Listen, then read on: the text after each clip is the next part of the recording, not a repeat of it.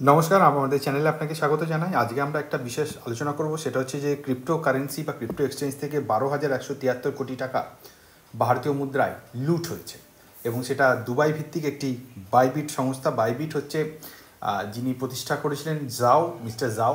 তিনি চাইনিজ নাগরিক, আমেরিকা থেকে পড়াশোনা করেছেন, চীনেও 7 বছর কাজ করেছেন, তারপরে তিনি এটি প্রতিষ্ঠা করেন এবং বর্তমানে এটার হেডকোয়ার্টার হচ্ছে, বাইবিটের হেডকোয়ার্টার হচ্ছে দুবাই। এবং আমরা এই ভিডিওতে আলোচনা করব কি ঘটেছিল, কিভাবে চুরি গিয়েছে, কত চুরি গিয়েছে, কে দায়ী, আপনার যদি ইনভেস্টমেন্ট এর মধ্যে থাকে সেটা কতটা সেফ বা সিকিউর রয়েছে এবং এটা ভবিষ্যতে মার্কেটকে কীভাবে প্রভাবিত করবে। তো ক্রিপ্টো এক্সচেঞ্জ সাধারণত দেখুন এরকমই কম্পিউটার সিস্টেম থাকে, সেখানে সব কিছু মেনটেন করা হয়।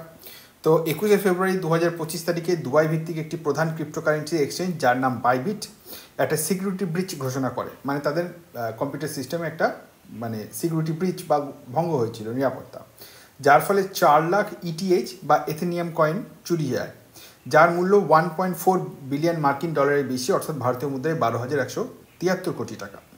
এই ঘটনাটা ইতিহাসের বৃহত্তম ক্রিপ্টোকারেন্সি চুরির মধ্যে একটা বর্ণনা করা হচ্ছে।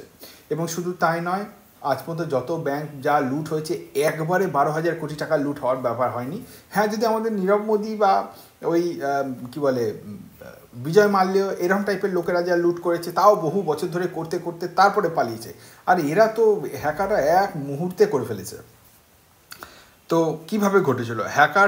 হ্যাকটি বাইবিটের ইথেনিয়াম কোল্ড ওয়ালেটের একটাকে লক্ষ্য করে তৈরি করা হয়েছে। ব্যাপারটা দেখুন যে এখানে কিছু সার্ভার সিস্টেম থাকে, কম্পিউটার সার্ভার বা কম্পিউটার, বড় বড় কম্পিউটার থাকে, যেগুলো অফলাইন রাখা হয়, যার মধ্যে স্টোরেজ কয়েন থাকে।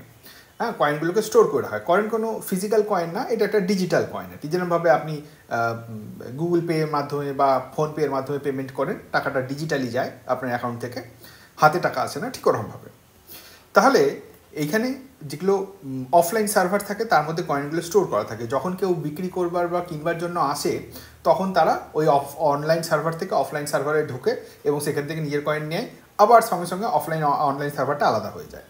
যেমন এটাকে আরও একটু সহজভাবে যদি আমি বলি, যেমন ধরুন আপনি সোনার দোকানে সোনা কিনতে গিয়েছেন, তো সোনার দোকান অল টাইম সিকিউরিটি গার্ড আছে, বন্দুকওয়ালা সিকিউরিটি গার্ড আছে, তালা দিয়ে লাগানো থাকে, কিন্তু যখন কাস্টমার যায় তখন সেই তালাটা খুলে দেওয়া হয়, লোকজন ঢোকে, মাল কিনে চলে যায়। এবার ধরুন কোনো একটা ডাকাত বা দস্যু যারা রয়েছে, তারা বন্দুক নিয়ে যখন গেল, তো সিকিউরিটি গার্ড তো তাদের চেক করে না, তো তাদের ওইভাবে দরজাও খুলে দিল, তারা ঢুকেও পড়লো, এবার ভেতরে ঢুকে বন্দুক দেখিয়ে বলছে যা আছে বার করে দাও। ঠিক এরকমভাবে ওই হ্যাকিং সিস্টেমটা হয়েছিল। প্রথমে ওই একটা অর্ডার এসেছিলো যে তারা কয়েন কিনবে বা বিক্রি করবে, এবং সেখানে যা সিগনেচার বা যা যা সিস্টেম আছে সব কিছু ঠিকঠাক ছিল।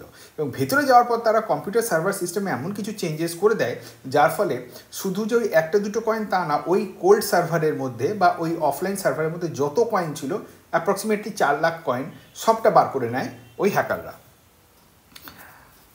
পদ্ধতি হচ্ছে, বাইবিটের সিইও বেন জু এর মতে হচ্ছে আক্রমণকারীরা একটি মাস্ট ইউজার ইন্টারফেস ব্যবহার করে, মানে যেরকমভাবে খদ্দের হিসেবে ঢোকে আর কি। ওয়ালেট স্বাক্ষরকারীরা, মানে যারা কিনা আর কি ওই ঢুকতে দিয়েছে, বা সিকিউরিটি গার্ড যারা, আপনি আমাদের সোনার দোকানের ভাষায় বলতে পারেন, তারা দেখেছে খদ্দেরই ঢুকছে, আর কি মানা করবো, ঠিক আছে ঢুকে পড়ো। তো ওয়ালেট স্বাক্ষরকারীরা একটা সেফ প্ল্যাটফর্ম ব্যবহার করে একটা বৈধ ট্রান্সফার ঠিকানা দেখতে পেয়েছিল। তবে যেটা সিগনেচার মেসেজ ছিল বা অর্ডার ছিল, সেটার মধ্যে এমন কিছু ক্ষতিকারক কোড ছিল যেটা সার্ভারের নিয়ম পাল্টে দেয়।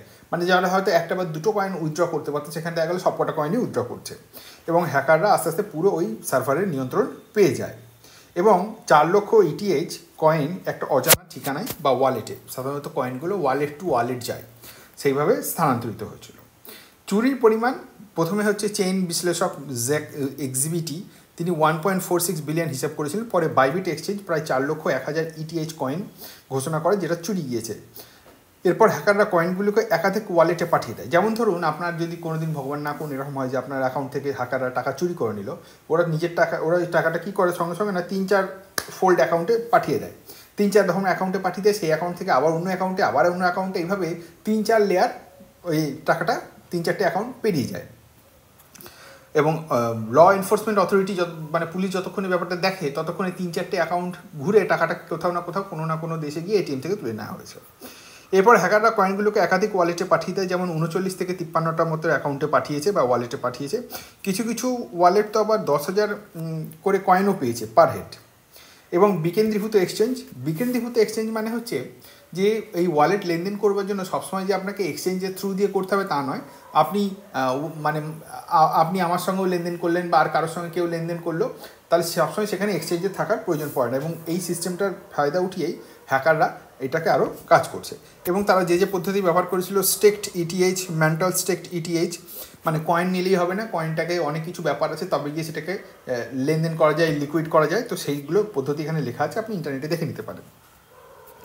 কে দায়ী? এখনও পর্যন্ত অপরাধীদের পরিচিতি নিশ্চিত নয়। হ্যাঁ, তবে বেশ কিছু তথ্য এবং সূত্র উঠে এসছে। অত্যাধুনিক আক্রমণকারী, শোষণের জটিলতা, মাল্টি সিগনেচার ওয়ালেটের ইউআই এবং স্মার্ট চুক্তিতে হেরফের, মানে যেটাকে ওই নিয়ম পাল্টে দিয়েছিল সার্ভারে।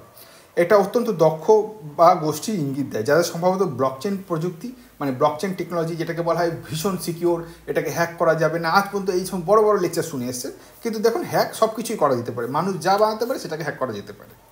এবং সামাজিক প্রকৌশল সম্পর্কে গভীর জ্ঞান রয়েছে। সামাজিক প্রকৌশল মানে সোশ্যাল ইঞ্জিনিয়ারিং, অর্থাৎ যেমন ধরুন আপনার নামে একটা ফেক অ্যাকাউন্ট খোলা হলো, দিয়ে আপনার পরিচিত বা বন্ধুদের বলা হলো আমাকে 500 টাকা দে, আমার খুব দরকার পড়েছে, এবং আপনার ছবি আপনার অ্যাকাউন্ট থেকে বন্ধুরা ভাবলো হ্যাঁ হ্যাঁ নিশ্চয়ই তাহলে দরকার পড়েছে, টাকা দিয়ে দাও। তো এটাকে বলে এটাকে বলে সোশ্যাল ইঞ্জিনিয়ারিং। এর মাধ্যমে হতে পারে কি কারোর মানে মানে কী বলে কোনো ইউজার নেম, পাসওয়ার্ড নেওয়া, ব্যাঙ্ক অ্যাকাউন্ট নেওয়া, এগুলো সব কিছু করা সম্ভব সোশ্যাল ইঞ্জিনিয়ারিংয়ের মাধ্যমে। তো এখানে বলা হচ্ছে যে সম্ভবত উত্তর কোরিয়া হতে পারে, মানে জ্যাক এক্সিবিটি যারা আর কি ব্লকচেন টেকনোলজি অ্যানালিস্ট, তারা বলছে যে উত্তর কোরিয়ার যে একটা গ্রুপ আছে ল্যাজারাস গ্রুপ, যারা কি না ওই উত্তর কোরিয়ার সরকার দ্বারা সমর্থিত, তারা এই ধরনের হ্যাক আগেও করেছে। যেমন 2022 সালে 624 মিলিয়ন রোনিন নেটওয়ার্ক হ্যাক করেছিল। চুরি যাওয়া, লন্ডারিং, মানে এই ব্যাপারটা এখনও তদন্তাধীন রয়েছে। 2022 থেকে শুরু হয়ে 25 হয়ে গেলে এখনও তদন্তই করে যাচ্ছে। ঠিক আছে, তো অতীতে উত্তর কোরিয়া এরকম কাজ করেছে বলে অনেকে মনে হচ্ছে যে উত্তর কোরিয়া করতেও পারে, কিন্তু এর কোনো সুনির্দিষ্ট প্রমাণ আসেনি, এবং আমিও কখনো বলতে পারি না যে কোনো একটি দেশ জড়িত। বা অনেকে মনে করছে যে এই এক্সচেঞ্জের মধ্যে যারা কাজ করে তারাই এই ব্যাপারটাকে আরও হেল্প করেছে করবার জন্য। বা হতে পারে যে সিস্টেমের মাধ্যমে কাজটা হচ্ছে সেই ওয়ালেট সিস্টেম বা ক্রিপ্টোকারেন্সির যে টেকনোলজিটা, তার মধ্যে কিছু মানে দুর্বলতা রয়েছে, যার ফলে হ্যাকাররা ঢুকতে পেরেছে। এখনও শিওর নয়, এখনও তদন্ত চলছে, এবং যদি না তদন্ত কমপ্লিট হয় ততক্ষণ এটা বলা যাবে না যে কে জড়িত বা কীভাবে হয়েছে। তবে এই দুটো পদ্ধতি মনে করা হচ্ছে যে হয় উত্তর কোরিয়া হতে পারে বা ভেতরের কেউ যুক্ত আছে, নাহলে এটা সম্ভব না। এবার বিনিয়োগকারীদের প্রভাব কী করবে? বাইবিট কাস্টমার যারা আছে তাদের এক্সচেঞ্জ বলছে যে দেখুন আমাদের $16 বিলিয়ন মূল্যের কয়েন আছে, তার মধ্যে মাত্র 1.4 বিলিয়ন চুরি গিয়েছে, যা মাত্র 8.64%। তাই ভয় পাওয়ার কিছু নেই, চুরি যাওয়া কয়েন উদ্ধার না হলেও এক্সচেঞ্জ এটা লোন নিয়ে জনগণকে সামলে দেবে। কিন্তু বিনিয়োগকারীদের মধ্যে প্যানিক সৃষ্টি হয়েছে, তারা ভাবছে যে এরপর তো এক্সচেঞ্জে আর টাকাই থাকবে না, চুরি যেরকম হয়ে গিয়েছে, তাহলে আমি আমার টাকাটা তাড়াতাড়ি তুলে নিই। তো সঙ্গে সঙ্গে তারা তাদের এক্সচেঞ্জ থেকে কয়েন তুলে নিচ্ছে এবং সেটাকে মার্কেটে বেচে নিজে টাকা রিয়ালাইজ করে নিচ্ছে। এর ফলে আস্তে আস্তে ওই কয়েনের মূল্য কমবে, কারণ সবাই যদি বিক্রি করতে যায় আর ক্রেতা কম থাকে, তাহলে কী হবে, সাপ্লাই বেশি, ডিম্যান্ড কম, অর্থাৎ জিনিসের দাম কমবে। তবে বাইবিট এক্সচেঞ্জের নাম খারাপ হয়েছে, জনগণের বিশ্বাস তাদের পুনরুদ্ধার করতে হবে। সমগ্র বাজারের প্রভাব হচ্ছে দেখতেই পাচ্ছেন, 2823 থেকে 2700-তে নেমে এসছে ডলারে।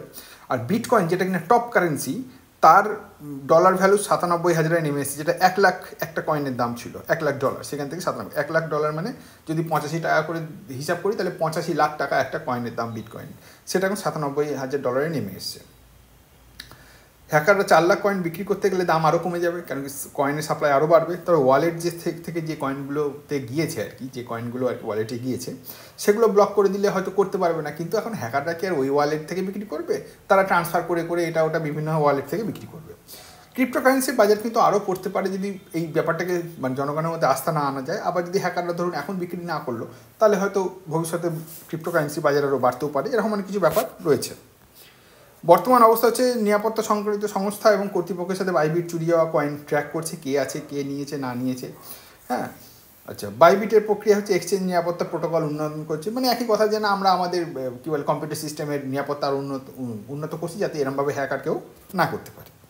আর উপসংহারে বলবো যে $1 বিলিয়ন ক্রিপ্টোকারেন্সি 1.4 বিলিয়ন হ্যাক হলে, যদিও কী বলে সমস্ত যে প্রতিষ্ঠানগুলো রয়েছে, যে যেরকম আরও এক্সচেঞ্জ রয়েছে ক্রিপ্টোকারেন্সির, তাদের না হ্যাক হলেও এটা কিন্তু তাদের ওপরও পড়ছে। তার কারণ হচ্ছে যে এইটা যদি হতে পারে তাহলে ওদের এক্সচেঞ্জও হ্যাক হতে পারে, এবং মনে করা হচ্ছে যে সম্ভবত দেশ সংযুক্ত রয়েছে। তো যাই হোক, বিনিয়োগকারীদের আস্থা বিশ্বাস এই সমস্ত কিছু রয়েছে। তবে দেখা যায় এখন আমরা সবেমাত্র 21 তারিখে ঘটনা, 22 তারিখে ভিডিও বানাচ্ছি, ভবিষ্যতে আরও কিছু নতুন ব্যাপার আসলে আমরা নিশ্চয়ই আপনাদের সঙ্গে শেয়ার করবো। দেখার জন্য